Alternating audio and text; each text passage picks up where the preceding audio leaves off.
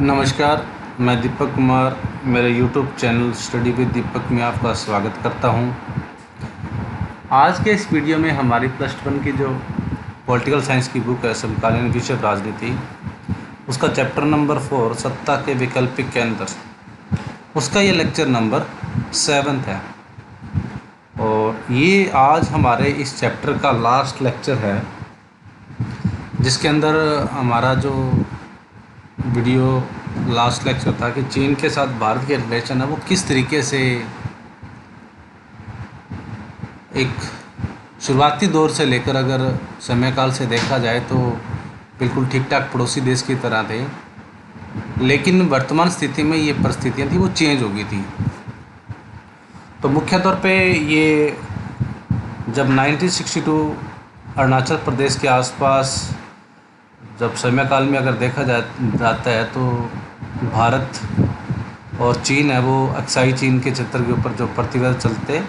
1962 के आसपास है वो इनके रिश्ते में खटास है वो आगे थी। और इसी के तहत जो दूसरा सबसे बड़ा मुख्य मुद्दा था वो सिक्किम के क्षेत्र को लेकर आया था, जिसमें भारत और जो तिब्बत के रिश्ते थे वो आपसी खटास के ऊपर आ गए थे। जब भारत ने 1975 के अंदर श्रीमती इंदिरा गांधी जी ने जनमत संग्रह करवाकर सिक्किम को भारत का राज्य वो बना लिया था। और 1962 के आसपास के जो ये समय काल था, ये भारत और चीन के बीचों में इसे काफ़ी एक खटास भरा माहौल उन्होंने पैदा कर दिया था। और 1962 से लेकर और अरुणाचल प्रदेश, सिक्किम, तिब्बत आदि मुद्दों को लेकर कभी कभी भारत और चीन के रिश्ते वो वर्तमान समय में खटास के तौर पर बने हुए हैं। तो अभी रिसेंटली 10-12 दिन पहले चीन और भारत के जो सैनिक थे वो सिक्किम का नाथुला जो दर्रा है नाथुपा उसी के आसपास ये दोनों के बीच में विवादास्पद जो तानातनी वो देखी गई थी, उसके वीडियो वायरल हुए थे और इंटरनेशनल कम्युनिटी में भी ये मुद्दा उठा था। तो आगे के समय काल से अगर थोड़ा सा इसका अगर स्टडी इस लेक्चर के माध्यम से करेंगे, किस तरीके से 1962 के बाद के समय काल से लेकर भारत और चीन के रिश्ते हैं वो कुछ इनमें राजनीतिक तौर पे इनमें खटास की भावना बढ़ी, लेकिन व्यापारिक तौर पे अगर देखा जाए तो इनके जो आयात निर्यात है वो काफ़ी कुछ बढ़ा है। तो 1962 के युद्ध में भारत को सैनिकों की पराजय झेलनी पड़ी और भारत चीन संबंधों का इसका दीर्घकालीन असर है वो पड़ा।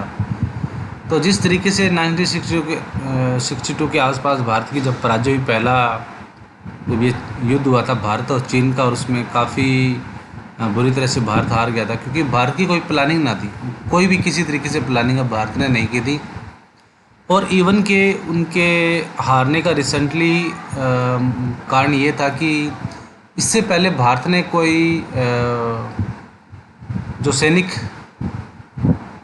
तैयारी है वो भारत ने कभी भी नहीं की, रिसर्च है वो नहीं की थी। और न्यूक्लियर वेपन बनाने का जो मुद्दा था वो 1962 के बाद जब भारत चीन से आ रहा, उसके भारत ने न्यूक्लियर शक्ति बनने की ठानी। और इसी की बदौलत भारत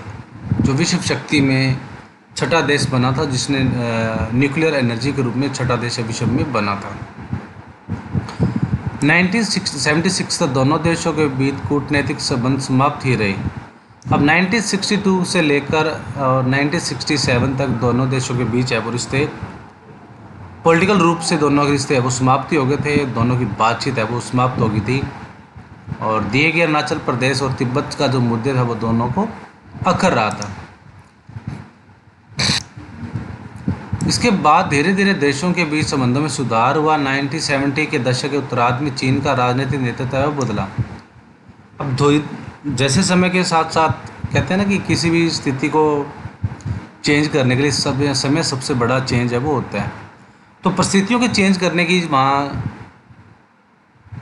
1970 के दशक के आसपास जो चाइना का पॉलिटिकल सिस्टम है वो चेंज हुआ और वहाँ पे सरकार बदली। जैसे जैसे सरकार बदली तो उसकी वजह से भारत और चीन के रिश्तों के अंदर थोड़ी सी जो गर्माहट की दीवार थी वो पिघली। चीन की नीति में भी अब वैचारिक मुद्दों की जगह व्यापारिक मुद्दे प्रमुख होते चले गए, इसलिए चीन भारत के साथ संबंध सुधारने के लिए विवादास्पद मामलों को छोड़ने को तैयार है वो हो गया था। अब जैसा आपने देखा था कि 1972 के आसपास से वो चीन की जो पॉलिटिकल थी वो इकोनॉमी थी वो काफ़ी चेंज हुई थी, और वहाँ की जो फार्मिंग थी वो सेंट्रलाइजेशन होने लगी और इंडस्ट्री उद्योगों में काफ़ी चेंज हुआ। अब सबसे बड़ा मुद्दा ये था कि भारत की स्थिति के साथ चाइना को रिश्ते सुधारने की अहमियत क्यों पड़ी, क्योंकि चाइना जो जिन चीज़ों का प्रोडक्शन कर रहा था उसके लिए उसको सबसे बड़े बाज़ार की ज़रूरत थी,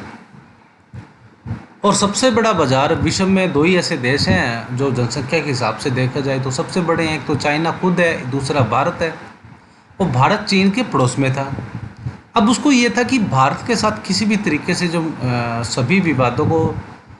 एक जो ये विवादास्पद नीति है उसको निपटाने के बाद, क्योंकि व्यापारिक और किसी भी तरीके से बातचीत है वो तो समाप्त हो गई थी, तो चाइना के लिए ये था भी किसी भी तरीके से भारत के साथ रिश्ते सुधारने के बाद भारत चाइना के लिए सबसे बड़ा व्यापारिक स्तर है वो साझेदार है, पार्टनरशिप हो सकती है, और काफ़ी अधिक मात्रा में जो खपत है भारत के साथ है वो करवाई जा सकती है। जैसे आज भी देखा होगा कि भारत और चाइना के अगर इस लॉकडाउन स्थिति से पहले की अगर बात की जाए तो काफ़ी जो खपत है उसकी चाइना के प्रोडक्शन की भारत के साथ भारत में होती है, और हर त्यौहार के अंदर, फेस्टिवल सीज़न के अंदर हम देखते हैं कि काफ़ी अधिक मात्रा में जो चाइना है वो मुनाफा है वो कमाता है। तो 1981 में सीमा विवादों को दूर करने के लिए वार्ताओं की श्रृंखला वो शुरू की। इसके बाद आपसी मनमुटाव करने को दूर करने के लिए जो विवादास्पद मुद्दे थे उनको निपटाने के लिए चाइना ने भारत के साथ बातचीत की जो श्रृंखला थी वो शुरू कर दी। शीत युद्ध के बाद से भारत चीन संबंधों में महत्वपूर्ण बदलाव आया। अब उनके संबंधों का रणनीतिक नहीं आर्थिक पहलू भी था, यानी कि जिस तरीके से चेंज हो रहा था उसके लिए सबसे महत्वपूर्ण दो कार्य थे, एक तो पॉलिटिकल तो था ही, इसके लिए इकोनॉमिक तौर पे भी भारत और चाइना के रिश्तों के आपसी विवाद को समझाने सुधारने के लिए सबसे प्रमुख मुद्दा था। दोनों के रिश्ते सुधार कर इस वजह से आपसी रिश्तों को समायोजित किया जाए ताकि जितने भी इकोनॉमिक स्तर के जो लेवल है, खास करके चाइना के स्तर की अगर लेवल की बात की जाए या हित की बात की जाए तो उसको सुधारने के लिए काफ़ी अधिक महत्वपूर्ण है वो हो सकता था चाइना के लिए भारत की स्थिति। दोनों ही खुद को विश्व राजनीति की उभरती शक्ति मानते थे और दोनों ही एशिया की अर्थव्यवस्था और राजनीति में महत्वपूर्ण भूमिका निभाते थे। और सबसे महत्वपूर्ण ये था कि जिस तरीके से विश्व एशिया के अंदर बात की जाती है तो सबसे ज़्यादा जो पॉपुलेशन है दोनों देशों की है, और विश्व के राजनीति की अगर बात की जाए दोनों उभरती हुई राजनीति या इकोनॉमिक्स तौर पे सुधर रहे थे। जिस तरीके से चाइना डेवलप कर रहा था ठीक उतनी स्पीड से तो नहीं, कहीं ना कहीं भारत भी अपनी जो पॉलिटिकल और इकोनॉमिक्स जो लेवल है उसको सुधार रहा था। तो सबसे महत्वपूर्ण दोनों के लिए था कि किसी न किसी तरीके से आपसी विवादों के सुधारने के बाद दोनों की अर्थव्यवस्था थी वो इस लेवल पे प्रगाढ़ हो ताकि रिश्तों को खटास पैदा हो। और क्योंकि आपने देखा होगा या देखते हुए किसी भी स्थिति के लिए जो विवाद है या युद्ध की स्थिति भी हर देश के लिए खतरनाक वो मानी जाती है। तो दोनों को इस बात का पता वो चल गया था और किसी भी विवाद में ना गिरते हुए वो आपसी बातचीत के द्वारा ही आपसी रिश्तों को सुधारना वो चाहते थे। दिसंबर 1988 में राजीव गांधी द्वारा चीन का दौरा करने से भारत चीन संबंधों को सुधारने की प्रक्रिया वो बढ़ावा मिला। अब ये था कि 1984 के बाद 31 अक्टूबर 1984 की जब इंदिरा गांधी की डेथ के बाद जब भारत की राजनीति के अंदर राजीव गांधी का पदार्पण हुआ तो उन्होंने अपने रिश्तों को सुधारने के लिए नई नीति का समावेश किया। और उसने सबसे पहले चीन को, जितने भी पड़ोसी देश थे उन्होंने अपने रिश्तों को सुधारने की कोशिश की जिसमें चाइना भी एक था। तो राजीव गांधी प्रधानमंत्री बनने के बाद उन्होंने अपने समयकाल के साथ चाइना का दौरा किया। इसके बाद वे दोनों देशों में टकराव टालने और सीमा पर शांति और स्थिति बनाए रखने के लिए उपायों की शुरुआत है वो की जाने लगी। तो दोनों ही देशों के द्वारा नेताओं के द्वारा इस बात की स्थिति का अवलोकन किया गया, पता लगाने की कोशिश की गई जो सीमा विवाद है उसको बातचीत से सुलझाया जाए, और जो यथास्थिति बनी हुई यानी कि जो LAC line of actual control जो बनाया गया है, उस शुरुआत को या उस स्थिति के लिए दोनों आपसी बातचीत के द्वारा सहमत है वो हो जाएं और किसी भी तरीके से विवाद की स्थिति को ना बढ़ाएं। दोनों देशों ने सांस्कृतिक आदान प्रदान, विज्ञान और तकनीकी के क्षेत्र में परस्पर सहयोग और व्यापार करने के लिए सीमा पर पोस्ट खोलने के लिए समझौते भी किए। तो दोनों देशों ने क्या किया कि जहाँ उनकी बाउंड्री या अंतर्राष्ट्रीय सीमा रेखा थी उसको विवादास्पद तरीके से ना निपटाते हुए एक आपसी बातचीत से निपटाने के लिए उन्होंने चौकियाँ खोलने का निर्णय किया, और जो सीमा थी उनकी निर्धारित थी उन सीमा को मानते हुए आपसी शांति व्यवस्था बनाए रखी। और दोनों ने अपने कल्चरल, विज्ञान, साइंस जितने भी फील्ड थे उन सभी के साथ पॉलिटिकल रिश्तों को प्रगाढ़ रूप से बनाए रखने के लिए ज़्यादा से ज़्यादा अपने रिश्तों में जो खटास को दूर करने के साथ जो भाईचारा था उसको कायम करने की कोशिश की, और ज़्यादा से ज़्यादा अपने आप को सहयोग करने की, एक अच्छे पड़ोसी देश की तरह अपने आप को सहयोग करने के लिए कोशिश है वो की। 1999 में भारत और चीन के साथ व्यापार 30% सालाना की दर से बढ़ गया था। अब इसके बाद भारत और चाइना के रिश्तों के व्यापारिक स्तर पर काफ़ी अधिक बढ़ोतरी की गई, जिसके अंदर 30% इसमें सालाना वृद्धि है वो देखी गई। इससे चीन के साथ संबंधों में नई गर्मजोशी आई। चीन और भारत के बीच 1992 में 33 करोड़ 80 लाख डॉलर का द्विपक्षीय व्यापार हुआ था, जो 2017 में बढ़कर 84 अरब डॉलर का हो चुका है। अब दोनों की स्थिति का अगर अवलोकन किया जाए तो जिस तरीके से 1992 के आसपास 33 करोड़ के आसपास जो व्यापारिक स्तर था, द्विपक्षीय व्यापार था, वो 2017 में 84 अरब डॉलर का हो चुका था। यानी कि काफ़ी अधिक मात्रा में इन्होंने जो व्यापारिक स्तर पर जो रिश्ते है वो सुधारने की कोशिश है वो की। हाल ही में दोनों देश ऐसे मसलों पर भी सहयोग करने के लिए राजी हुई हैं जिससे दोनों देशों के विभेद पैदा हो सके, जैसे विदेशों में ऊर्जा सौदा हासिल करने का मसला है। यानी कि दोनों देशों के द्वारा ऐसे विवादों को पैदा करने के लिए विभेद करने की कोशिश, निपटाने की कोशिश की जिसमें ज़्यादा से ज़्यादा दोनों देशों को सहयोग है वो स्थापित हो सके। जिस तरीके से विदेशों से ऊर्जा वो प्राप्त करने का सौदा है वो हासिल है वो किया जाता है या निपटाया जाता है या माना जाता है, जिसके द्वारा दोनों देशों के द्वारा ज़्यादा से ज़्यादा आपसी समझौतों के ऊपर जो रिश्तों को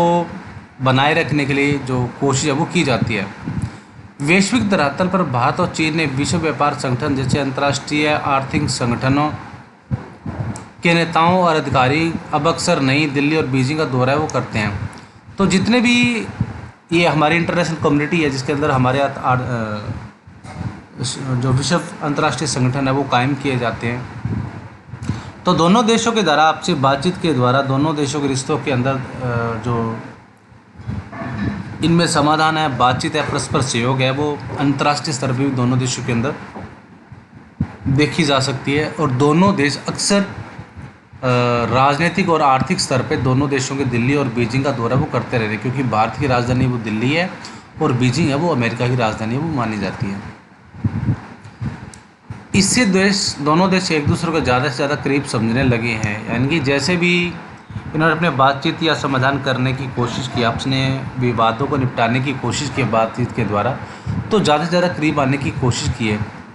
क्योंकि अक्सर हम देखते हैं कि हमारी जो बातचीत ना होने की वजह से हमारी जो समस्याएं हैं वो पैदा हमें हो जाती है। तो ज़्यादा से ज़्यादा किसी भी समाधान के लिए जितना हम बातचीत के द्वारा अपने समस्याओं को सुलझा सकते हैं, उससे ज़्यादा हम किसी भी बेटर तरीका है वो नहीं अपना सकते हैं। परिवहन और संचार मार्गों की बढ़ोतरी, सामान की आर्थिक हित तथा एक जैसे वैश्विक सरोकारों के कारण भारत और चीन के बीच संबंधों को ज़्यादा सकारात्मक और मजबूत बनाने में मदद है वो मिली है। अब जितने भी परिवहन और कम्युनिकेशन के साधन हैं उनमें बढ़ोतरी है, समान आर्थिक हित है, इनके एक जैसे वैश्विक सरोकार है जिसके अंदर ज़्यादा से ज़्यादा अपने विश्व राजनीति या आर्थिक मंचों के माध्यम के द्वारा दोनों देश एक दूसरे देश का सहयोग है वो करते हैं। जब हम कहते हैं ना कि हम एक की जो कार्यप्रणाली इस तरीके से अपनाई जाती है जो दूसरे देश की जो उसका पूरक बनने के बाद उसका सहयोग है वो किया जा सके,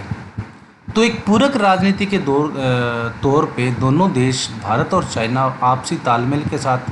सहयोग कर रहे हैं, और इसी के माध्यम के द्वारा दोनों देशों के बीच सकारात्मक रिजल्ट है वो देखा जा सकता है। क्योंकि आपसी बातचीत के द्वारा ही दोनों देश अपने मुद्दों को सुलझाने की कोशिश है वो करते हैं और बिना विवादास्पद नीति के ये अपनी रणनीति को कारगर साबित करने की कोशिश वो करते हैं। तो ये था हमारा आज का वीडियो, आज का लेक्चर, जिसके अंदर हमारा ये टॉपिक है, वो चैप्टर है, वो समाप्त होता है, जिसके माध्यम के द्वारा हमारा जो सत्ता के वैकल्पिक केंद्र के माध्यम के द्वारा किस किस तरीके परिस्थितियों के माध्यम से जो अंतर्राष्ट्रीय संगठन है उनका उदय हुआ, और अंतर्राष्ट्रीय संगठनों का उदय की जरूरत ही क्यों पड़ी, क्योंकि जिस तरीके से शीत युद्ध के बाद जो हमारी परिस्थितियाँ थी वो बनी, वो बंटी, वो निर्धारित हुई, उन्हीं के माध्यमों के द्वारा ही एक क्षेत्रीय संगठन है वो प्रत्यक्ष तौर पर राजनीति के स्तर पर माना गया। और इसी के माध्यम के द्वारा हमने अमेरिका और अमेरिका के साथ चीन और एशिया के अन्य जो देश है, आसियान और भारत और चीन के बढ़ते हुए संबंधों के बारे में पढ़ा, जाना और समझने की कोशिश की। तो मैं उम्मीद करता हूँ ये मेरे इस वीडियो के साथ साथ ये पूरा चैप्टर है, इस वीडियो के माध्यम के द्वारा आपको समझ में आया होगा। और इसी के अगर आपको ये वीडियो मेरा पसंद आए तो प्लीज़ लाइक ज़रूर कर दें, क्योंकि लाइक करने से मुझे आपकी जो मेरा वीडियो समझाने का तरीका है उसे पता चलता है। इसके साथ दूसरे बच्चों के साथ शेयर करें। अगर आप मेरा वीडियो पहली बार देख रहे हो तो मेरा चैनल स्टडी विद दीपक को सब्सक्राइब कर दो और दिए गए बेल आइकन को क्लिक कर दो, ताकि जब भी कोई वीडियो अपलोड हो उसका नोटिफिकेशन आपको मिलता रहे। तो प्यारे बच्चों, मिलते हैं अगले वीडियो में एक नए लेक्चर के साथ। तब तक stay home, stay safe and be positive.